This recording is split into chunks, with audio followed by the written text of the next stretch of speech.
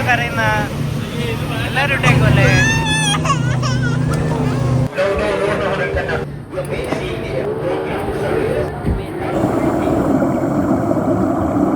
അപ്പോൾ ഇന്ന് നമ്മുടെ തായ്ലൻഡ് ട്രിപ്പിൻ്റെ ഡേ 2 ആണ് കേട്ടോ. അപ്പോൾ ഇന്ന് ഉച്ച വരെയും നമുക്ക് വാട്ടർ ആക്ടിവിറ്റീസ് ആയിരിക്കും ഉണ്ടാവും. കഴിഞ്ഞ ദിവസങ്ങളിലൊന്നും ഉറക്കം കിട്ടാഞ്ഞുകൊണ്ട് തന്നെ ഞങ്ങൾ രാവിലെ എണീറ്റപ്പോൾ നല്ല ലേറ്റ് ആയിട്ടുണ്ടായിരുന്നു കേട്ടോ.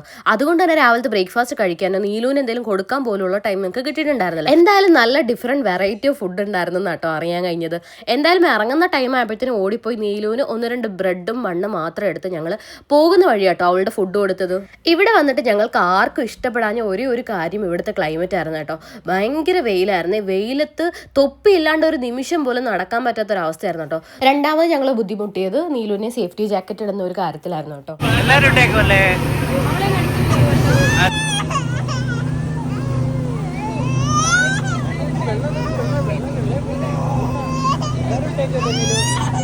അങ്ങനെ സക്സസ്ഫുള്ളി ഞങ്ങൾ കുറേ സമയം യാത്ര ചെയ്തിട്ട് ഈ ഒരു പാരസൈലിംഗ് ചെയ്യുന്ന സ്ഥലത്തെത്തി കേട്ടോ.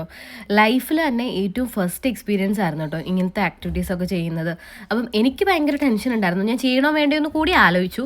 ആൻഡ് ഏട്ടൻ എന്നെ ഭയങ്കരമായിട്ട് മോട്ടിവേറ്റ് ചെയ്തു. ഇവിടെ വരെ വന്നിട്ട് ഇത് ചെയ്യാണ്ട് പോകണം എങ്ങനെ എന്നൊക്കെ പറഞ്ഞ് ഭയങ്കരമായിട്ട് മോട്ടിവേറ്റ് ചെയ്തു. നീലുവാണെങ്കിൽ അച്ഛൻ എന്ത് സാധനമാണ് ഈ ഇടുന്നതെന്ന് ആലോചിച്ചിട്ട് ആകെ കൺഫ്യൂഷനായിട്ട് തല പൊങ്ങഞ്ഞാട്ടോ അവളിരിക്കണേ. എന്തായാലും ഏട്ടന് ഭയങ്കര ധൈര്യമായിരുന്നു. ഇതിനൊക്കെ എന്തിനാ പേടിക്കുന്നത് ആ ഒരു ആറ്റിറ്റ്യൂഡായിരുന്നു കേട്ടോ. ഏട്ടന് ഒട്ടും തന്നെ പേടിയില്ലായിരുന്നു. ഭയങ്കര എന്താ പറയുക, അത് ചെയ്യാൻ വേണ്ടി ഭയങ്കര എക്സൈറ്റഡ് ആയിരുന്നു. ഇതൊക്കെ എന്ത് സംഭവം, കുഴപ്പമില്ല, ആ ഒരു ആറ്റിറ്റ്യൂഡായിരുന്നു. അങ്ങനെ എന്തായാലും ഏട്ടൻ തന്നെ ചെയ്തു കേട്ടോ. ഏട്ടനൊരു പേടിയില്ലാണ്ട് ഭയങ്കര കൂസലില്ലാതെ സിമ്പിളായിട്ട് അത് പോയിട്ട് വന്നിട്ടോ. എനിക്കാണെങ്കിൽ ആ പോയി തിരിച്ച് കറങ്ങി ആ ഒരു സ്പോട്ടിൽ കൊണ്ട് എത്തിക്കുന്നത് വരെ ടെൻഷനായിരുന്നു കേട്ടോ. കാരണം ആ ഒരു സാധനത്തിൻ്റെ കാറ്റം കാണാൻ പോയി കടലിൽ വീണാലോ എന്ന് ആലോചിച്ചിട്ടായിരുന്നു എൻ്റെ ടെൻഷൻ ഇത്രയും. പക്ഷേ അങ്ങനെയൊന്നും ഇല്ലായിരുന്നു കേട്ടോ. ഭയങ്കര എന്താ പറയുക, ഏട്ടൻ അങ്ങനത്തെ പേടിയും കാര്യങ്ങളൊന്നും ഇല്ലായിരുന്നു. ഏട്ടാ കൂളായിട്ട് പോയിട്ട് തിരിച്ചു വന്നു കേട്ടോ. പിന്നെ കാറ്റടിക്കുമ്പം ചെറുതായിട്ട് ഇങ്ങനെ ആടുന്നുണ്ട്. അതാണ് എനിക്ക് ഏറ്റവും പേടി തോന്നിയ ഒരു കാര്യം.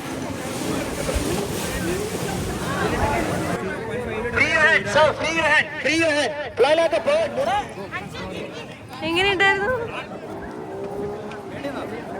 അങ്ങനെ എൻ്റെ ഊഴെത്തി കേട്ടോ. എൻ്റെ ഉള്ളിൽ ഭയങ്കര ടെൻഷനായിരുന്നു കേട്ടോ. ഈ ഒരു ബെൽറ്റ് കെട്ടുമ്പോൾ പോലും എൻ്റെ ഹേർട്ട് ഇങ്ങനെ ഭയങ്കരമായിട്ട് ബീറ്റ് ചെയ്തുകൊണ്ടിരിക്കുകയായിരുന്നു. ദൈവമേ എന്താവും, ഇനി അഥവാ വെള്ളത്തിൽ വീഴുമോ, അങ്ങനത്തെ ടെൻഷനൊക്കെ ആയിരുന്നു കേട്ടോ എനിക്ക്.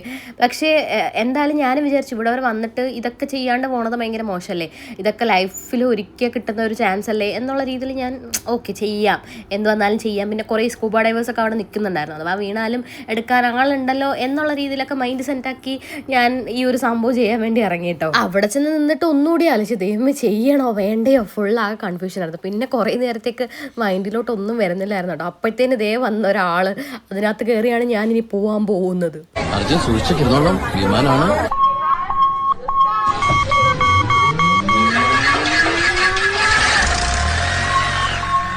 അപ്പൊ പോവാലേ? ഓക്കേ.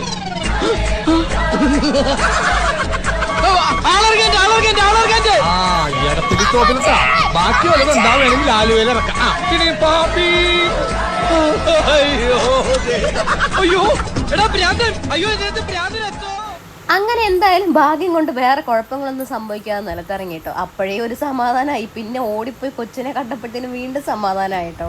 പേടിച്ച് നിന്ന് എനിക്ക് മോട്ടിവേഷൻ തന്ന ഈ ഒരു പരിപാടിക്ക് ചേട്ടന് എന്തായാലും നന്ദിയുണ്ട് കേട്ടോ. കാരണം ലൈഫിലേക്കും വെച്ച് എനിക്ക് ഇതുവരെ, അതായത് ലൈഫിൽ ഇത്രയും ആയണൊക്കെ ഇതുവരെ എനിക്ക് എക്സ്പീരിയൻസ് ചെയ്ത ഏറ്റവും അടിപൊളി ഒരു സംഭവമായിരുന്നു കേട്ടോ ഇത്.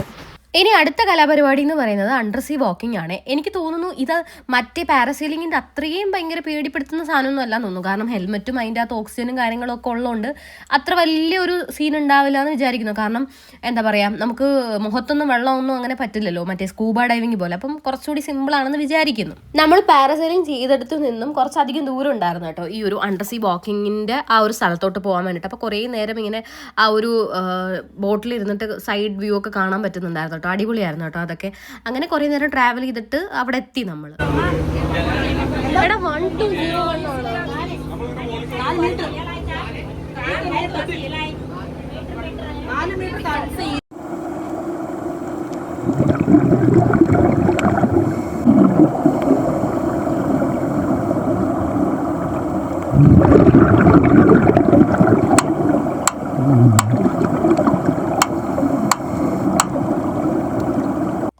ഈ അണ്ടർസീ വാക്കിങ്ങിൻ്റെ വീഡിയോസും കാര്യങ്ങളൊക്കെ അവർ തന്നെയാണ് കേട്ടോ നമുക്ക് അയച്ചു തരുന്നത്. നമ്മുടെ ഫോൺ ഉൾപ്പെടെയുള്ള വാച്ച് അങ്ങനത്തെ കുറേ സാധനങ്ങൾ നമ്മൾ വെളിയിൽ ഊരി വെച്ചിട്ടാണ് പോകുന്നത്. ബാക്കി ആക്ടിവിറ്റീസ് ഒക്കെ ഏട്ടൻ ഒറ്റയ്ക്കായിരുന്നു കേട്ടോ ചെയ്തത്. അപ്പോൾ നമ്മുടെ വീഡിയോ ഇത്രയേ ഉള്ളൂ. അപ്പം ഈ ഒരു വീഡിയോ കണ്ടിട്ട് എല്ലാവർക്കും ഇഷ്ടപ്പെട്ടെന്ന് വിചാരിക്കുന്നു. ഇഷ്ടപ്പെട്ടെങ്കിൽ നിങ്ങൾ എന്തായാലും സപ്പോർട്ട് ചെയ്യാൻ മറക്കല്ല കേട്ടോ.